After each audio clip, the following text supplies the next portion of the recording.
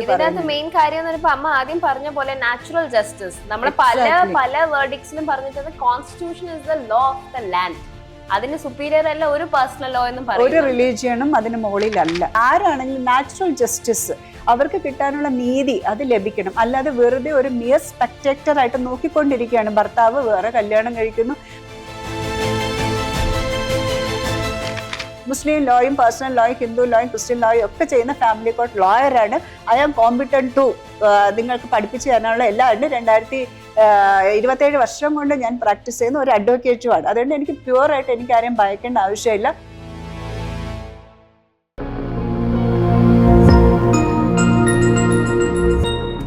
അമ്മേ, നമ്മുടെ 2025 ഒരു ജഡ്ജ്മെന്റ് വന്നിട്ടുണ്ടായിരുന്നില്ലേ കേരള ഹൈക്കോടതിന്റെ. അതിന്റെ ഫാക്ട്സ് ഞാൻ പറയാം, correct me if you are wrong.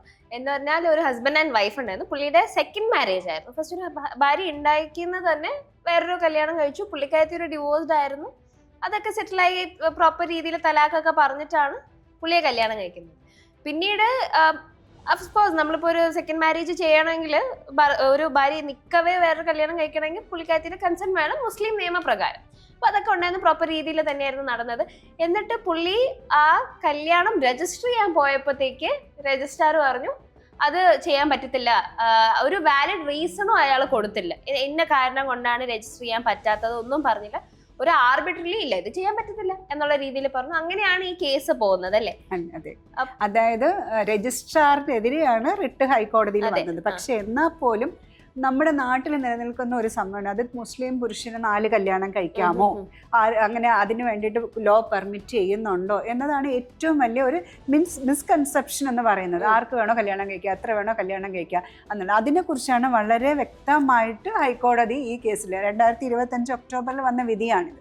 അപ്പം ഈ വിധിയിൽ ഹൈക്കോടതി പറഞ്ഞിരിക്കണേന്ന് വെച്ച് കഴിഞ്ഞാൽ മെയിനായിട്ട് ഈ കേസിൽ മോള് പറഞ്ഞ പോലെ തന്നെ ഫാക്ട്സ് ഇങ്ങനെയായിരുന്നു. ആദ്യം ഒരു റിലേഷൻഷിപ്പിൽ, അതായത് ഫസ്റ്റ് മാരേജ് നിലനിൽക്കെ തന്നെ ഇദ്ദേഹത്തിന് സെക്കൻഡിൽ ഒരു ആളുമായിട്ട് റിലേഷൻഷിപ്പ് ഉണ്ടായിരുന്നു, ലവ് റിലേഷൻഷിപ്പ് ഉണ്ടായിരുന്നു ആദ്യത്തെ മാരേജ് നിലനിൽക്കുമ്പോൾ തന്നെ. ഈവൻ ദോ ആദ്യത്തെ വൈഫിൻ്റെ കൺസെൻറ്റോട് കൂടെ തന്നെ രണ്ടാമത് കല്യാണം കഴിക്കുന്നുണ്ട്. അതിനകത്ത് മുസ്ലിം നിയമപ്രകാരം കല്യാണം കഴിച്ചു. അവർ തങ്ങനെ ജീവിക്കുകയായിരുന്നു. ആദ്യത്തിൽ 2 പിള്ളേർ, പിന്നീട് 2 പിള്ളേർ, രണ്ടാമത്തെ ഭാര്യയ്ക്ക് വേറെ 2 പിള്ളേർ. ഇങ്ങനത്തെയാണ് മുസ്ലിം മാരേജിൽ അത് നടന്നു പോയിരിക്കുന്നത്. ആസ് പെർ മുസ്ലിം മാരേജ് എന്ന് പറയുന്നത് വൈഫിൻ്റെ കൺസെൻറ്റ് ഉണ്ടെങ്കിൽ കല്യാണം കഴിക്കാം. പക്ഷെ സർട്ടൺ സർക്കംസ്റ്റാൻസസ് ആണ് ഇതിനകത്ത് പറയുന്നുണ്ട്. എപ്പോഴും നാച്ചുറൽ ജസ്റ്റിസ് നോക്കിയിട്ട് വേണം കല്യാണം കഴിക്കാൻ എന്നുള്ളത്. അത് ഞാൻ വായിക്കാം അത് കുറച്ച് കഴിഞ്ഞ്. അതേപോലെ ഹദീസുകളും കുറച്ച് പറയുന്നുണ്ട്, അത് ഞാൻ വായിക്കാൻ തരും.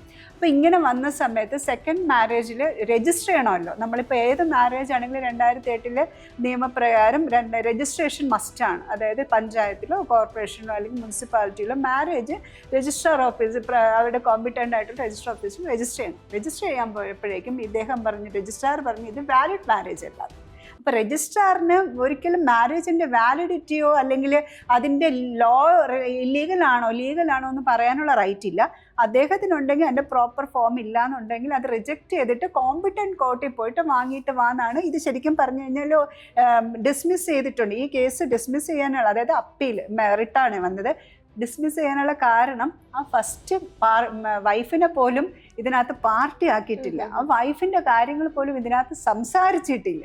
മനസ്സിലായില്ലേ? അതിന് പോരാത്തതിന് ഹൈക്കോടതി ഇതിനകത്ത് ഞാൻ ഒന്ന് വായിക്കാവോ? അത് ഞാൻ തരാം. ഹൈക്കോടതി ഇതിനകത്ത് പറഞ്ഞിരിക്കണേന്ന് വെച്ച് കഴിഞ്ഞാൽ എപ്പോഴൊക്കെയാണ് മുസ്ലിം ഒരു പുരുഷന് സെക്കൻഡ് മാരേജ്, അതായത് ആദ്യത്തെ വൈഫ് തലാഖ് ചൊല്ലാതെ, അതായത് വിവാഹബന്ധം വേർപെടുത്താതെ നിലനിർത്തിക്കൊണ്ട് തന്നെ രണ്ടാമത് കല്യാണം കഴിക്കുക അല്ലെങ്കിൽ 4 എണ്ണം കല്യാണം കഴിക്കാമെന്ന് പറഞ്ഞിരിക്കുന്നത് എപ്പോഴൊക്കെയാണ് എന്നുള്ളത് ഖുറാനിലെ ചാപ്റ്റർ 4:3, അതേപോലെ ചാപ്റ്റർ 4:129 ഈ 2 എണ്ണം മാത്രം വായിക്കും. കാരണം ഹദീസ് ഒന്നും വായിക്കാനുള്ള ഇത് എനിക്കില്ല. ഹദീസ് അല്ല, ഇത് ശരിക്കും ഖുറാനാണ്.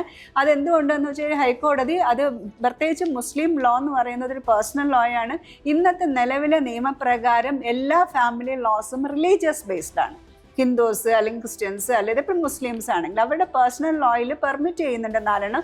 പക്ഷേ എപ്പോഴൊക്കെയാണെന്ന് വ്യക്തമായിട്ട് വ്യക്തമായിട്ട്, അത് ശരിക്കും ഹൈക്കോടതി അതിനകത്ത് പറയുന്നുണ്ട്, മുസ്ലിം പണ്ഡിതന്മാരും അല്ലെങ്കിൽ അവർ ഇത് നിങ്ങളുടെ മതം പഠിപ്പിക്കുന്നവർ മനുഷ്യരെ തെറ്റിദ്ധരിപ്പിക്കാത്ത രീതിയിൽ പഠിപ്പിക്കൂ, എപ്പോഴൊക്കെയാണ് 4 കല്യാണം കഴിക്കാം എന്ന് പറഞ്ഞിരിക്കുന്ന സാഹചര്യങ്ങളെല്ലാം വ്യക്തമായിട്ട് പറഞ്ഞിട്ടുണ്ട്. അല്ലാതെ മുസ്ലിമിന് എല്ലാം തോന്നുന്ന പോലെ 4 എണ്ണം കിട്ടാം എന്നുള്ള സമൂഹത്തിനിടയിലുള്ള തെറ്റിദ്ധാരണ അതൊരിക്കലും ന്യായീകരിക്കുന്നില്ല. പിന്നെ കോൺസ്റ്റിറ്റ്യൂഷണൽ റൈറ്റിനെ കുറിച്ച് പറയുന്നുണ്ട്, നമുക്കത് അടുത്ത് പറയാം. വളരെ ക്ലിയർ ആയിട്ട് തന്നെ കോടതി പറഞ്ഞതാണ്, മുസ്ലിംസിന് 4 കല്യാണം വരെ കഴിക്കാം.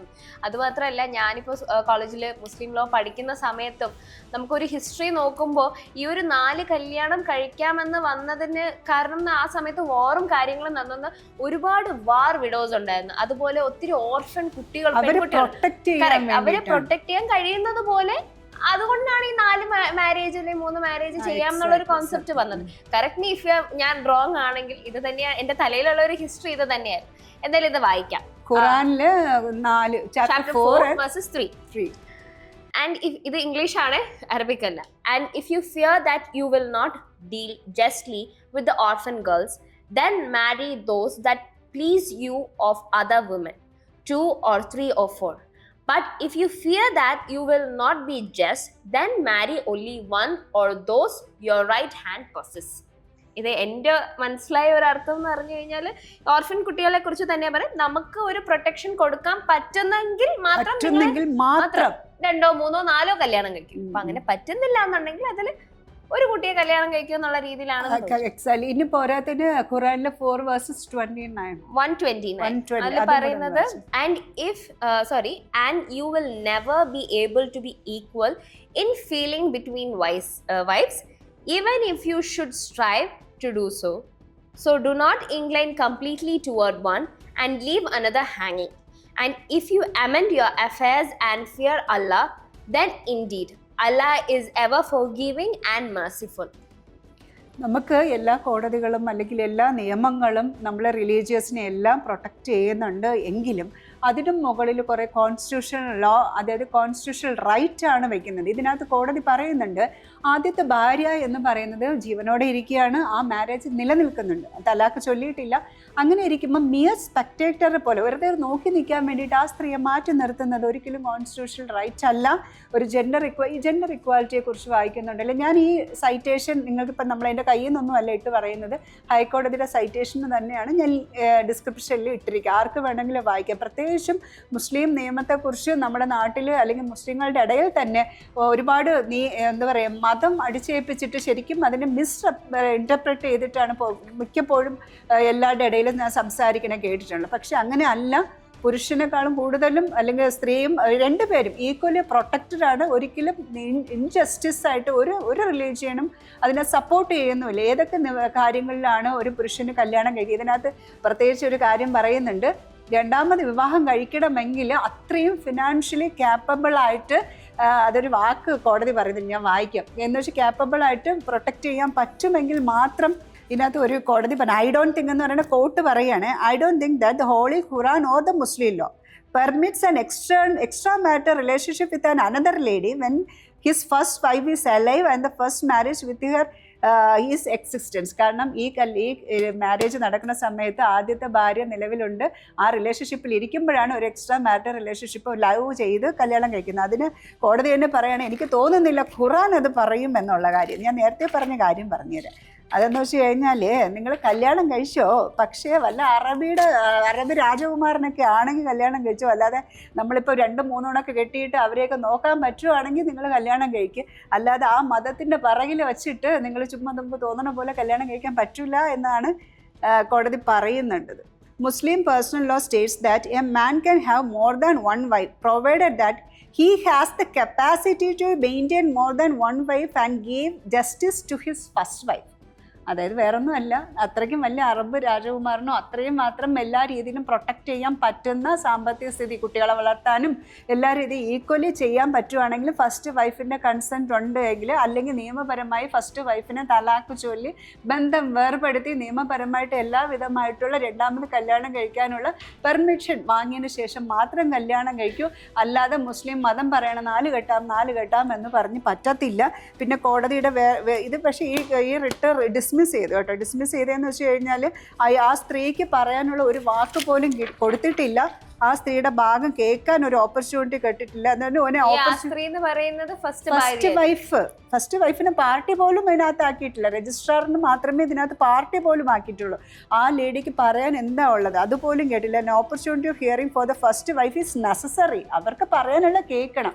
അതായത് ഇപ്പൊ സെക്കൻഡ് മാരേജ് കഴിഞ്ഞു, രജിസ്റ്റർ ഓഫീസിൽ വന്നു, രജിസ്റ്റർ ചെയ്യാൻ പോയ സമയത്ത് ഫസ്റ്റ് വൈഫിൻ്റെ കൺസെൻറ്റ് ഉണ്ടോ എന്ന് പറയുന്നത്. പക്ഷെ ഫസ്റ്റ് വൈഫിന് എന്തെങ്കിലും ഒബ്ജക്ഷൻ ഉണ്ടോ എന്ന് രജിസ്ട്രാർ ചോദിക്കണം. ഇതാണ് നിർബന്ധം പറയുന്നത്.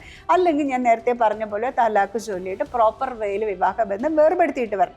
എക്സിസ്റ്റ് ചെയ്ത് ആദ്യത്തെ ഒരു ഭാര്യ നിലനിൽക്കുന്നു, അവിടെ നിന്നോട്ടെ, അതിൽ കുറച്ച് പിള്ളേരുണ്ട്, പിന്നെ രണ്ടാമതൊരെണ്ണം കല്യാണം കഴിക്കുന്നു, ആദ്യത്തെ ഭാര്യ കല്യാണം സമ്മതിച്ചു എന്ന് പറയുന്നു. പക്ഷേ എന്താണ് രജിസ്ട്രാറിൻ്റെ ജോലി എന്ന് പറയുന്നത്? അവർക്ക് എന്തെങ്കിലും തർക്കമുണ്ടോ എന്ന് കേൾക്കുക, തർക്കമുണ്ട് എങ്കിൽ അതിന് റിജക്റ്റ് ചെയ്യുക. അതായത് നമ്മൾ ഈ ആപ്ലിക്കേഷൻ റിജക്റ്റ് ചെയ്തിട്ട് കോമ്പിറ്റന്റ് കോർട്ടിൽ പോയിട്ട് നിങ്ങൾ ഓർഡർ വാങ്ങിയിട്ട് വാ എന്നാണ് കോടതി ഇത് പറഞ്ഞിരിക്കുന്നത്. അപ്പം മുസ്ലിം ലോയെ ഒരു ഇന്റർപ്രറ്റ് ചെയ്യുന്ന രീതി വളരെ വ്യത്യസ്തമാണ്. എല്ലാവർക്കും അങ്ങനെ കല്യാണം കഴിക്കാൻ കോൺസ്റ്റിറ്റ്യൂഷണൽ റൈറ്റിനെ കുറിച്ച് പറയുന്നത് മെയിൻ കാര്യം അമ്മ ആദ്യം പറഞ്ഞ പോലെ നാച്ചുറൽ ജസ്റ്റിസ്. നമ്മൾ പല വേർഡിക്സിലും പറഞ്ഞിട്ട് constitution is the law of the land. അതിന് സുപ്പീരിയർ അല്ല ഒരു പേഴ്സണൽ ലോ എന്നും പറയും. ഒരു റിലീജിയനും അതിന് മുകളിലല്ല. എപ്പോഴും നമുക്ക് പറയുന്ന ഇത് ആർട്ടിക്കിൾ 15 14 അത് പറയുന്നുണ്ട്. അതിനകത്ത് എല്ലാത്തിനും കൂടുതൽ വരുന്നതെന്ന് വെച്ച് കഴിഞ്ഞാൽ ഒരു സ്ത്രീ അല്ല, ഇപ്പം ജെൻഡർ ഡിസ്ക്രിമിനേഷൻ വേണ്ട, ആരാണെങ്കിലും നാച്ചുറൽ ജസ്റ്റിസ് അവർക്ക് കിട്ടാനുള്ള നീതി അത് ലഭിക്കണം. അല്ലാതെ വെറുതെ ഒരു മിയർ സ്പെക്ടേറ്ററായിട്ട് നോക്കിക്കൊണ്ടിരിക്കുകയാണ്. ഭർത്താവ് വേറെ കല്യാണം കഴിക്കുന്നു, അതിൽ ഇവരുടെ റിലേഷൻ നിലനിർത്തിക്കൊണ്ട് നിനക്ക് എന്താ കുറവ്? എല്ലാം തരുന്നുണ്ടല്ലോ, ഫുഡ് തരുന്നുണ്ട്, ആഹാരം തരുന്നുണ്ട്, എല്ലാ കാര്യങ്ങളും തരുന്നുണ്ട്, ഞാൻ നിനക്കൊരു കുറവും വയ്ക്കുന്നുണ്ട്. So you have to give permission എന്നുള്ളതൊന്നും കോടതി ഒന്നും അംഗീകരിക്കുന്നില്ല. അതിൻ്റെ പ്രോപ്പർ വേയിൽ അവരുടെ വിവാഹബന്ധം എന്താണെന്ന് വെച്ച് കഴിഞ്ഞാൽ സെറ്റിൽ ചെയ്തതിന് ശേഷം നിങ്ങൾ രണ്ടാമത് കഴിക്കും, അല്ലെങ്കിൽ പ്രോപ്പർ കൺസെൻറ്റ് ആദ്യത്തെ ഭാര്യയിൽ നിന്ന് വാങ്ങും. അതും നിങ്ങൾക്ക് എല്ലാ രീതിയിലും മെയിൻറ്റെയിൻ ചെയ്യാൻ പറ്റുമെങ്കിൽ, അതിനുള്ള ഫിനാൻഷ്യൽ കപ്പാസിറ്റി ഉണ്ടെങ്കിൽ മാത്രം. അല്ലാതെ ഒരാളെ സാമ്പത്തികമായിട്ട് ഒരുപാട് ഉപദ്രവിച്ച് താഴെ എടുത്തിട്ട് കളഞ്ഞിട്ട് രണ്ടാമത് കല്യാണം കഴിക്കാൻ പറ്റത്തില്ല. ഇതിൻ്റെ സൈറ്റേഷൻ ഞാൻ താഴെ കൊടുക്കാം. എന്തെങ്കിലും പറഞ്ഞു കഴിഞ്ഞാൽ റിലീജിയസ് ബേസ്ഡ് ആയിട്ട് എന്നെ അറ്റാക്ക് ചെയ്യാൻ വരണ്ട. ഞാൻ അഡ്വക്കേറ്റാണ്. മുസ്ലിം ലോയും പേഴ്സണൽ ലോയും ഹിന്ദു ലോയും ക്രിസ്ത്യൻ ലോയും ഒക്കെ ചെയ്യുന്ന ഫാമിലി കോർട്ട് ലോയറാണ്. ഐ ആം കോമ്പിറ്റന്റ് ടു നിങ്ങൾക്ക് പഠിപ്പിച്ചു തരാനുള്ള എല്ലാം ഉണ്ട്. 2027 വർഷം കൊണ്ട് ഞാൻ പ്രാക്ടീസ് ചെയ്യുന്ന ഒരു അഡ്വക്കേറ്റുമാണ്. അതുകൊണ്ട് എനിക്ക് പ്യുവറായിട്ട് എനിക്ക് ആരെയും ഭയക്കേണ്ട ആവശ്യമില്ല. This is the law.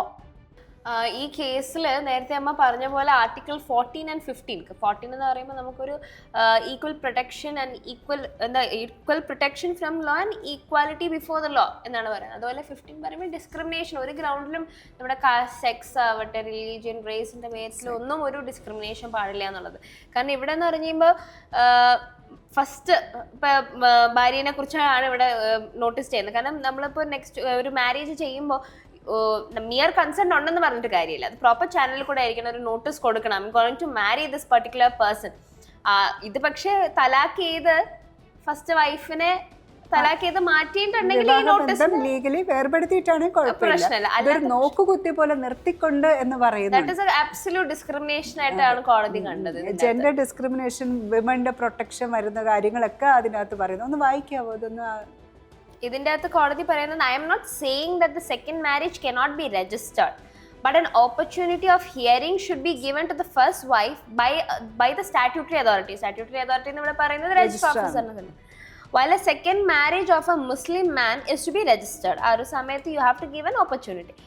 Muslim personal law states that a man can have more than one wife, provided that if he has the capacity to maintain more than one wife and can give justice to his first wife. അത് provided എന്ന് പറയുന്നത് ഒരു explanation, അത് that is also A mandatory thing along with that. Nearly നിങ്ങൾക്ക് മുസ്ലിം law പറയുന്നുണ്ട് എനിക്ക് എത്ര വേണോ കല്യാണം, എനിക്ക് 4 പേരെ കല്യാണം കഴിക്കാം എന്ന് പറഞ്ഞാൽ ഓടിപ്പോകാൻ പാടില്ല. ഒൺലി ഇഫ് യു ഹാവ് ആ ഒരു കപ്പാസിറ്റി ഉണ്ട്, ഫിനാൻഷ്യൽ കപ്പാസിറ്റി എല്ലാ രീതിയിലും ആ ഒരു സ്ത്രീയെ പ്രൊട്ടക്ട് ചെയ്യാൻ പറ്റും. അതേസമയം ഒരു ഡിസ്ക്രിമിനേഷൻ ഫസ്റ്റ് ഭാര്യയും സെക്കൻഡ് ഭാര്യയായിട്ട് കാണിക്കാൻ പാടില്ല. You have to be financially കാപ്പബിളും ആയിരിക്കണം. കൺസെന്റ് മസ്റ്റ് ആണ്. പിന്നെ അല്ലാതെ വിമന്റെ റൈറ്റിനെ കുറിച്ചും പറയുന്നുണ്ട്. മറ്റേ ജെൻഡർ ഡിസ്ക്രിമിനേഷൻ പാടില്ല എന്നുള്ള പറയുന്നുണ്ട്. ഇപ്പൊ ഏതൊരു പേഴ്സണൽ ലോ ആണെങ്കിലും കോൺസ്റ്റിറ്റ്യൂഷന്റെ കീഴിലാണെന്ന് ഇതിനകത്ത് വ്യക്തമായിട്ട് പറയുന്നു.